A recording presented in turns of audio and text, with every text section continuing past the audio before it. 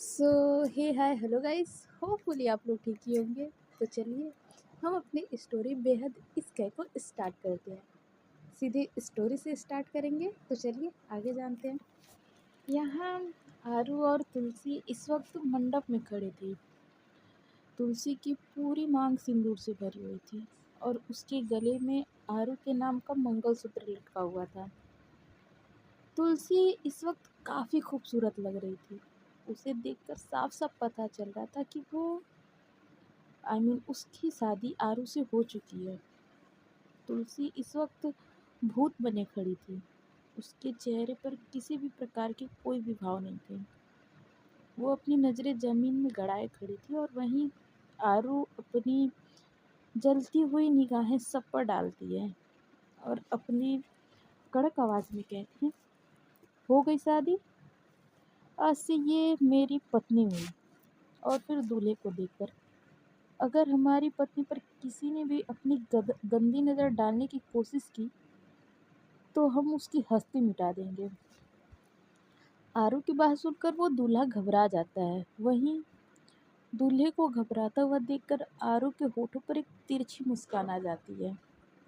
वो अंगड़ाई लेते हुए पप्पू से कहती है, ए पप्पू, ये दूल्हे की अच्छी खासी खातिरदारी कर इसकी बारात जरूर निकलवाना। आरू की बात सुनकर पप्पू के होठों पर एक बड़ी सी मुस्कुराहट आ जाती है, क्योंकि वो समझ गया था कि आरू क्या कहना चाहती है।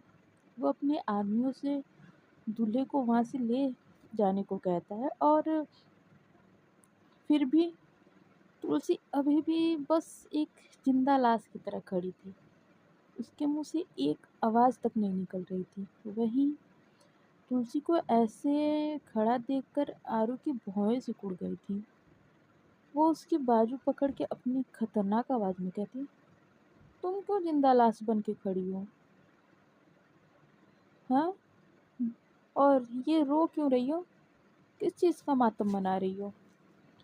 आरू की बात सुनकर तुलसी, जो इतनी देर से अपनी नज़रें झुकाए भूत बनी खड़ी हुई थी, वो अपनी पलकें उठा के आरू को देखती है। आरू की बातें उसे चुभ रही थी, जिससे आंसू की एक बूंद लुढ़क के उसके गाल पे आ जाती है। तुलसी की आंखों में आंसू देखकर आरू को अपने दिल में एक दर्द सा होता है, लेकिन वो तुलसी के चेहरे से अपनी नज़र हटा के और अपने जज्बातों को काबू कर लेती है और उसका हाथ पकड़ के कहती है, चलो।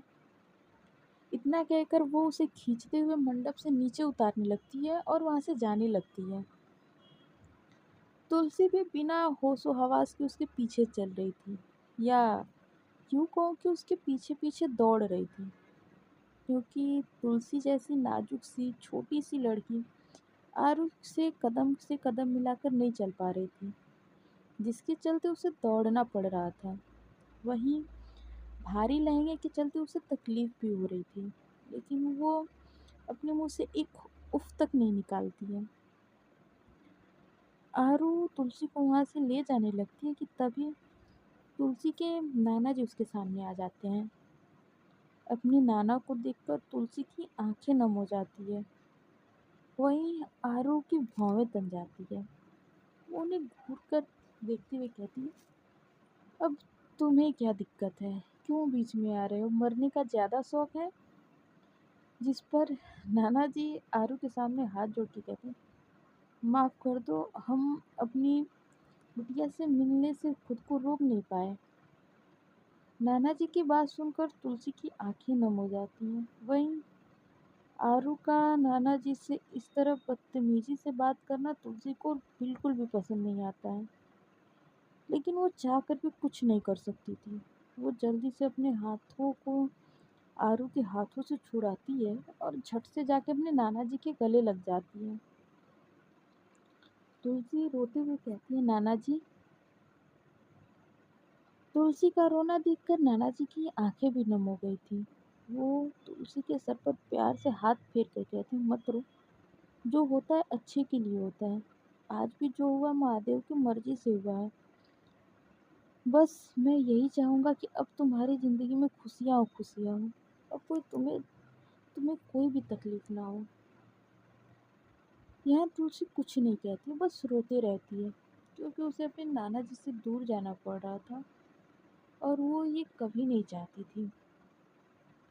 तुलसी कभी अपने हाथ को सॉरी आरू कभी अपने हाथ को तो कभी तुलसी को देख रही थी, जो उसके नाना जी के गले लग के रो रही थी। इस वक्त आरू के चेहरे पर गुस्सा साफ नजर आ रहा था। वो झटके से तुलसी की बाजू पकड़ के उसके नाना से दूर करती है और गुस्से में घूरते हुए कहती है, बहुत हो गया रोना धोना, जब देखो तब गंगा जमुना बहाते रहती हो। वहीं तुलसी इस वक्त सिसक रही थी। वो अपनी नम आंखों से बस आरू को देखती रहती है। उसके मुंह से एक भी वर्ड नहीं निकलता है। आरू नाना जी को घूरते हुए कहती, आज से मेरी पत्नी से आप लोगों का कोई वास्ता नहीं है, और मेरी पत्नी से कोई वास्ता रखने का सोचना भी मत, वरना मुझसे बुरा कोई नहीं होगा। नाना जी कुछ नहीं कहते हैं, बस तुलसी को देखते रहते हैं। वही तुलसी सिसकते हुए अपने नाना जी को देखती है, और ये देखकर आरू का गुस्सा बढ़ता जा रहा था, क्योंकि उसे ये चीज कतई मंजूर नहीं थी कि उसकी पत्नी उसके अलावा किसी और को देखे। आरू के चेहरे पर गुस्सा देखकर पप्पू को अब तुलसी की फिक्र होने लगी थी। तभी नाना जी कहते हैं, "अस नाना जी हाथ जोड़ते हुए आरू से कहते हैं, बेटा, हमारी इतनी हैसियत नहीं है कि हम आपको कुछ कह सकें, लेकिन फिर भी आप अपनी तुलसी के लिए कहना चाहेंगे। हमारी तुलसी बहुत मासूम है। उसे दुनिया के छल कपट के बारे में कुछ नहीं पता। अगर उससे कोई गलती हो जाए तो माफ़ कर देना। बिना माँ बाप की बच्ची है, इस दुनियादारी के बारे में उसे कुछ नहीं पता है।" अपने नाना जी को आरू के सामने बार बार हाथ जोड़ता देखकर तुलसी को काफ़ी बुरा लग रहा था, जिससे उसकी आंखों से झरझर आंसू बह रहे थे। वो अभी अपने नाना जी को देख रही थी, तो कभी आरू को। तुलसी की बाजू पकड़े वो वहाँ से ले जाने लगती, लेकिन लहंगे के चलते तुलसी से चला नहीं जा रहा था। वो नम आंखों से बस आरू को देख रही थी। तभी आरू उसे एक झटके से उठाकर अपने कंधे पर लाद लेती है और वहाँ से निकल जाती है। वहीं नाना जी को काफ़ी फिक्र हो रही थी, लेकिन वो चाह कर भी आरू को कुछ नहीं कह सकते थे। आरू के पीछे पीछे पप्पू भी वहाँ से निकल जाता है। आरू तुलसी को कंधे पर लादे अपनी जीप के पास लाती है और उसे पैसेंजर सीट पर पटक देती है। वहीं तुलसी डरी सहमी नज़रों से बस आरू को देखने लगती है।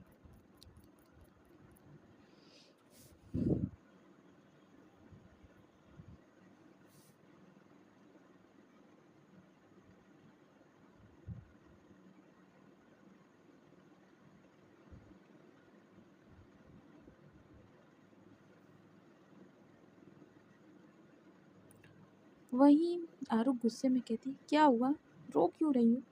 जब देखो तब आंखों से गंगा जमुना ऐसे बहाती हो जैसे कि पता नहीं कौन मर गया हो या तुम्हें कितना मारा गया हो। ये सुनकर तुलसी कुछ नहीं कहती है, बस धीरे धीरे सिसकती है। उसे सिसकते देखकर आरू का गुस्सा आपे से बाहर हो रहा था।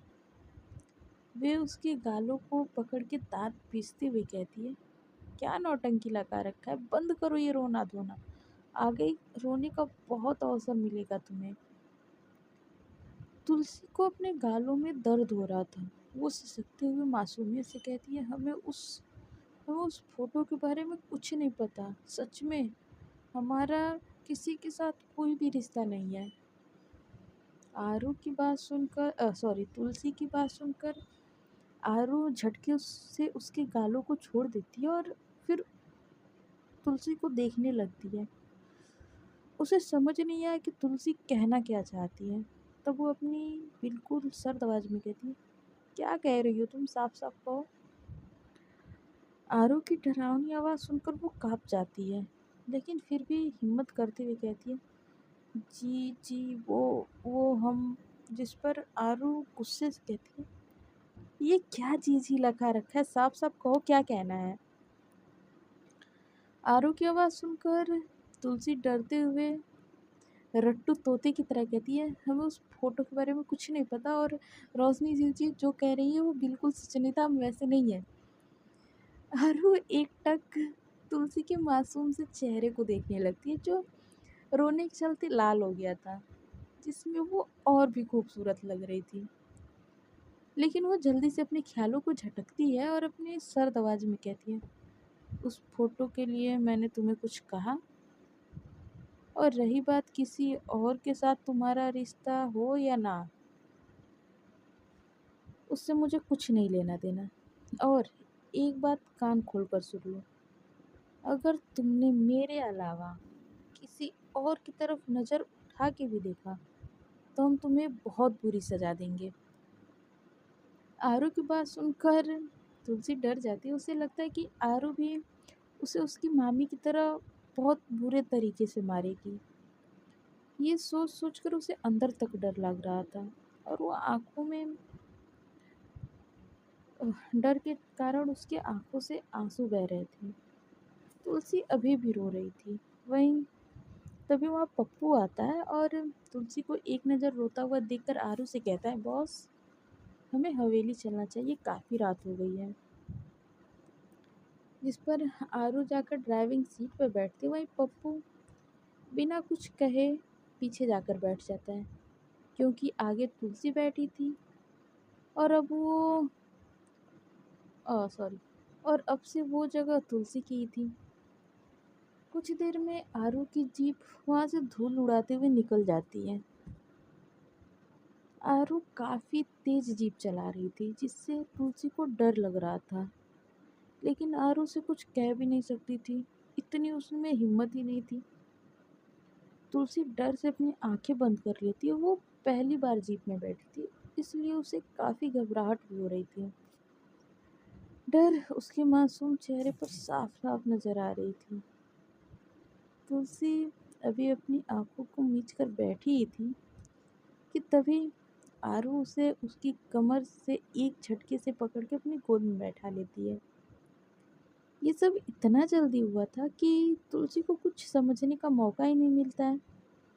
वो हड़बड़ाते हुए आरू की गोद से उठने लगती है, तभी आरू उसकी कमर को पकड़कर वापस अपनी गोद में बैठा लेती है और दांत पीसते हुए कहती है, क्यों मछली की तरह छटपटा रही हो, चुपचाप बैठी रहो वरना चलती जीप से नीचे फेंक दूंगी। आरू की बात सुनकर तुलसी डर जाती है, क्योंकि उसे लगता है कि आरू सच में उसे चलती जीप से फेंक देगी। तुलसी की आंखें फिर से नम हो गई थी। वो बेहद मासूमियत से कहती है, हम हम रास्ते में, हमें ऐसे कोई देखेगा तो बातें बनाएगा। वही उसकी मासूमियत, आरू का तो दिल ही धड़कने लगा था, लेकिन वो फिर अपने जज्बातों को कंट्रोल करके दांत पीसते हुए कड़क आवाज में कहती है, कहीं और नहीं बैठी हूँ, खु- खुद के पति की गोद में बैठी हूँ, किसी अनजान की गोद में नहीं बैठी हूँ जो लोग बातें बनाएंगे, इसलिए चुपचाप बैठी रहो। ये सुनकर तुलसी कुछ नहीं कहती है, बस चेहरा नीचे किए हुए बैठी रहती है। तभी आरू अपना तुलसी की एक हाथ से तुलसी की कमर पकड़ लेती है। वहीं आरू का हाथ अपनी कमर पे महसूस करके तुलसी चीख उठती है। ये पहली बार था जब वो किसी के गोद में बैठी थी और कोई उसे ऐसे छू रहा था। ये उसका पहला अनुभव था। इस वक्त तुलसी के शरीर में सिहरन सी दौड़ रही थी, जिससे उसके गूज़बम्प आ रहे थे। तुलसी की हालत देखकर आरू की होठों पर एक शैतानी मुस्कान थी, क्योंकि उसे पता था कि उसकी छोटी दुल्हनिया को क्या हो रहा है। कुछ ही देर में आरू की जीप हवेली के पास आकर रुकती है। तभी वहाँ मौजूद सभी आदमी धुआंधार फायरिंग करने लगते हैं, जिसके डर से तुलसी आरू के सीने से लग जाती है। ये सारी चीज़ें तुलसी के लिए बिल्कुल नहीं थे और हमेशा से उसे गोलियों की आवाज़ से काफ़ी डर लगता था। लेकिन अब उस मासूम को कौन बताए, ये गोलियों की आवाज़ें ही उसकी ज़िंदगी बनने वाले थे और उसे अब हर दम यही आवाज़ें सुनाई देने वाली थीं। यहाँ आरू अपने आसपास देखती है, जहाँ उसके आदमी उससे शादी की खुशी में गोलीबाजी कर रहे थे। आरू हाथ दिखाकर उन्हें रोकती है, फिर अपने सीने से लगी हुई तुलसी को देखकर अपनी सर्द आवाज़ में कहती है, हे हटो, अब क्या हमारे सीने में छेद करके हमारे अंदर घुस जाओगी? आरू की बात सुनकर तुलसी आरू के सीने से अपना चेहरा निकालकर अपनी गुड़िया जैसी आंखों से टिमटिमाते हुए मासूमियत से आरू को देखने लगती है। वहीं आरू तो एक पल के लिए तुलसी के मासूम चेहरे में खो गई थी। तुलसी की मासूमियत से उसका दिल धड़कने लगा था, लेकिन जल्दी ही अपने जज्बातों को काबू करके हल्के गुस्से में कहती है, अबे उठो, अब क्या मेरी गोद ली हुई बेटी की तरह मेरे गोद में ही बैठी रहोगी? तुलसी ना में सिर हिलाकर जल्दबाजी से उसकी गोद से उठने वाली होती है, लेकिन वो वापस आरू की गोद में गिर जाती है, जिससे कि उसकी आंखें नम हो जाती हैं। वो अपनी नम आंखों से डरते हुए आरू से कहती है, जी जी हमें माफ़। वो इतना ही कहती है कि आरू उसकी बाजू पकड़ के झटके से उसे खड़ा करके जीप से नीचे उतार देती है, जिससे जमीन पर पड़े कंकड़ से तुलसी के पैरों में चोट आ जाती है और उसके नाजुक पैरों से हल्का सा खून आने लगता है। लेकिन वो उफ तक नहीं करती है, क्योंकि ये सारी चीज़ें उसके लिए कोई नई बात नहीं थी। उसके साथ हमेशा से ये ऐसा होता आ रहा है। इसलिए अब उसने बर्दाश्त करना सीख लिया था। उसके पैर उसके पैर में इस वक्त स्लीपर नहीं थी। ऊपर से चोट लगने के चलते उसे खड़ा भी नहीं हुआ जा रहा था। लेकिन वो छोटी सी फूल सी लड़की अपना सारा दर्द बर्दाश्त कर रही थी। आरू जीप से उतरती है और बिना तुलसी पर ध्यान दिए अपनी हवेली की तरफ बढ़ने लगती है। वहीं तुलसी भी धीरे धीरे अपना लहंगा संभालते हुए आरू के पीछे पीछे जा रही थी। इस वक्त उसे काफ़ी घबराहट हो रही थी। वो अपनी नज़रें उठाकर देखती है तो अपने सामने मौजूद उस हवेली को देखकर उसे अंदर ही अंदर घबराहट सी हो रही थी। उसने बचपन से लेकर अभी तक सिर्फ बड़ी हवेली के लोगों के बारे में सुना था और उसे हमेशा से ही बड़ी हवेली के लोगों से डर लगता था, क्योंकि लोग कहते थे कि बड़ी हवेली के लोग काफ़ी खतरनाक हैं। इधर तुलसी धीरे धीरे आरू के पीछे पीछे हवेली के गेट तक आती है। आरू जैसे ही अंदर कदम रखने वाली होती है, तभी एक रौबदार आवाज़ आती है, ठहरो। उस आवाज़ को सुनकर तुलसी अंदर तक सिहर जाती है। वहीं आरू की फैमिली के सभी लोग उस आवाज़ को सुनकर अपने अपने रूम से बाहर आ जाते हैं। आरू के साथ एक लड़की को दुल्हन के जोड़े में देखकर सभी के पैरों तले ज़मीन खिसक जाती है और यहाँ शीतल के तो कदम ही डगमगा जाते हैं। हाँ, ये बात सारे फैमिली वालों को पता था कि आरू लड़कियों में इंटरेस्टेड है, ना कि लड़कों में, इसलिए किसी को ज़्यादा शौक नहीं लगता है। वहीं कहाँ शीतल आरू की बीबी बनने के सपने सजा रही थी और आज कहाँ आरू के साथ उसकी बीबी खड़ी थी। ये सब देखकर शीतल का दिल जल रहा था। उसकी पूरी बॉडी सुन्न हो गई थी और उसकी आंखें नम हो गई थी। वहीं सुनीता उसे बेचारगी से देख रही थी, क्योंकि वो भी हमेशा से ही शीतल को अपनी बहू बनाना चाहती थी। सुनीता गुस्से से तुलसी को घूरने लगती है, लेकिन तुलसी अपना फेस नीचे करके डरी सहमी सी खड़ी थी। उसे अंदर ही अंदर काफ़ी घबराहट हो रही थी। तभी आरू अपनी बड़की अम्मा से कहती है, बड़की अम्मा वो। आरू इतना ही कहती है कि बड़ी अम्मा उसे हाथ दिखाकर रोक देती हैं और फिर अपनी कड़क आवाज़ में आरू की भाभी से कहती हैं,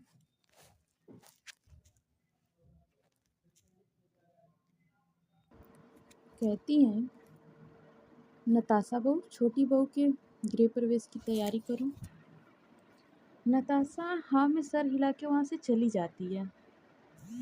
तब आरू का बड़ा भाई मयंक आरू से कहता है, आरू ये सब क्या है?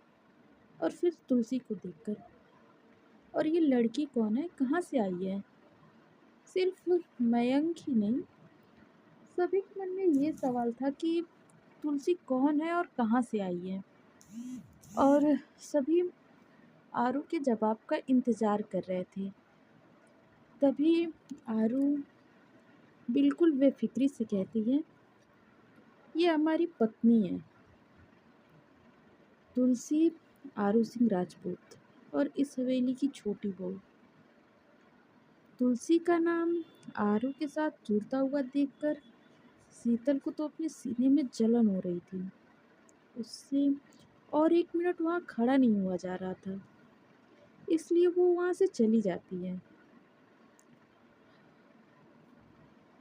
सुनीता तुलसी को ऊपर से नीचे तक देखकर मुंह बनाकर आरू से कहती है, कहाँ से उठा के लाई हो तुम इसको?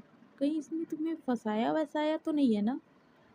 इतना कहकर वो तुलसी को घूरने लगती हैं।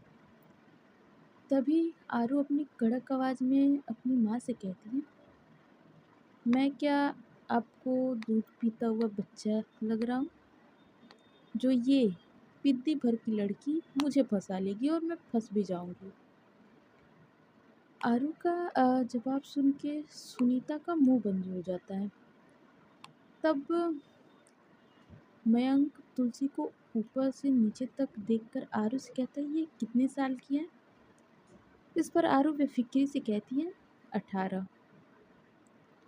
आरू का जवाब सुन के मयंक को गुस्सा आ जाता है। वो गुस्से से दांत पीसते हुए कहता है, ये क्या किया है तुमने? तुम्हारा दिमाग खराब हो गया है क्या? या फिर दिमाग कहीं बेच के आई हो? तुम इतनी छोटी लड़की से शादी करके क्यों आ गई? और फिर शक भरी निगाहों से आरू को देखते हो, तुम कहीं इससे जबरदस्ती तो शादी नहीं की हो ना? जिस पे आरू कुछ नहीं कहती है। आरू को कुछ ना कहता देखकर मयंक को काफ़ी गुस्सा आ रहा था, लेकिन वो आरू पर गुस्सा उतारना नहीं चाहता था। वो कुछ कहने के लिए मुंह खोलता कि तभी बड़की अम्मा अपनी कड़क आवाज़ में कहती है, बस अब इस बारे में कोई बात नहीं होगी। यहाँ नताशा आरती की थाल लिए आरू और तुलसी के पास जाती है और उनकी आरती उतारकर उनका तिलक कर देती है। फिर तुलसी के पैरों के पास चावल से भरा कलश रख के कहती है, ये कलश अपने दाहिने पैर से गिराकर घर के अंदर प्रवेश करो। नताशा जैसे कहती है तुलसी वैसे ही करती है। फिर एक मेड रंग से भरी थाली लाकर वहाँ रखती है, जिसके बाद तुलसी अपने छोटे छोटे पैरों की छाप छोड़ते हुए हवेली के अंदर जाती है और जाकर सबसे पहले बड़की अम्मा के पैर छूती है। तब वो अपनी जलती निगाहों से एक बार आरू को देखती हैं। उसके बाद से तुलसी के सर पे प्यार से हाथ फेरकर उसे आशीर्वाद देते हुए कहती हैं, सदा सुहागन रहो। बड़की अम्मा के पैर छूने के बाद वो अपनी सास के पैर छूती है। सुनीता का मन तो नहीं था कि वो तुलसी को आशीर्वाद दे, लेकिन बड़की अम्मा के डर से वो तुलसी को जबरदस्ती मुस्कुराते हुए आशीर्वाद दे देती हैं। तुलसी अपने ससुर के पैर छूती है। तब वो उन्हें खुशी खुशी आशीर्वाद देते हुए कहते हैं, खुश रहो बेटा। और फिर एक नज़र आरू को देखकर और मेरे इस कम अकल इंसान को थोड़ा अकल दे दो। यहाँ तुलसी मयंक और नताशा के भी पैर छूने जाती है, लेकिन मयंक उसे रोक देता है और उसके सर पर प्यार से हाथ फेर के कहता है, मेरा पैर मत छुओ, तुम मेरी छोटी बहन की तरह हो और बहनें पैर नहीं छूती हैं। मुझे अपना जेठ नहीं, अपना बड़ा भाई समझना। कुछ भी दिक्कत हो तो मुझसे कहना। इतना कहकर वो एक नज़र आरू को देखता है और वहाँ से चला जाता है। इधर नताशा झट से तुलसी के गले लग जाती है और मुस्कुराते हुए कहती है, हमें बहुत खुशी है। अब मेरी भी एक छोटी सी देवरानी होगी, प्यारी सी छोटी सी बहन। नताशा की बात सुनकर तुलसी के चेहरे पर भी हल्की सी मुस्कुराहट आ जाती है और उसकी आंखें नम हो जाती हैं। क्योंकि आज तक कभी भी रोशनी से उसे अपनी छोटी बहन नहीं कहा था। जो घबराहट और डर उसके दिल में इस हवेली में आने से पहले था, अब वो कहीं गायब हो चुका था। इधर बड़की अम्मा आरू से कहती हैं, छोटी बहू को कमरे में ले जा, तुझे हम सुबह बात करेंगे। इतना कहकर वो वहाँ से चली जाती है और तुलसी को आरू के साथ अकेले जाने के नाम से घबराहट हो रही थी। आरू उसके पास जाती है और उसकी नाजुक कलाइयों को पकड़ के कड़क आवाज में कहती है, चलो। इतना कहकर वो तुलसी को खींचते हुए ले जाने लगती है, लेकिन पैर में लगे चोट के चलते तुलसी ठीक से चल नहीं पा रही थी और पेन होने से उसकी आंखों से आंसू आ गए थे। लेकिन आरू के डर से वो उफ तक नहीं करती है।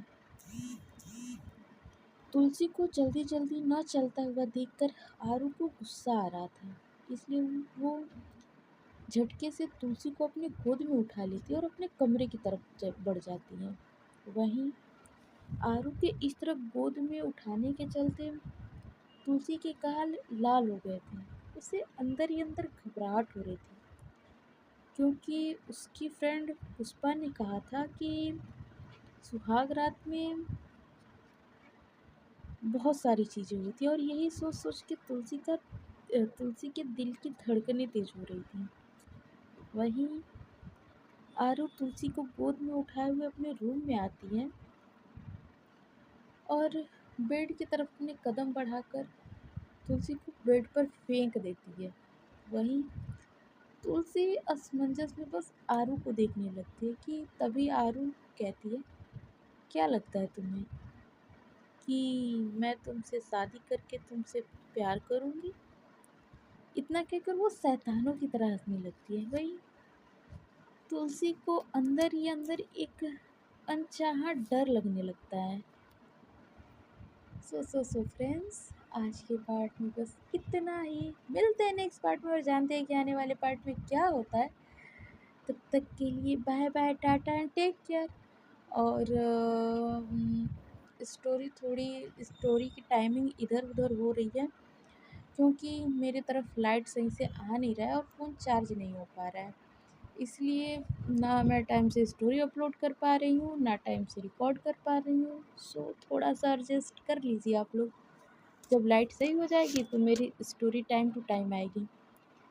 बाय गाइस, ध्यान रखिए आप लोग।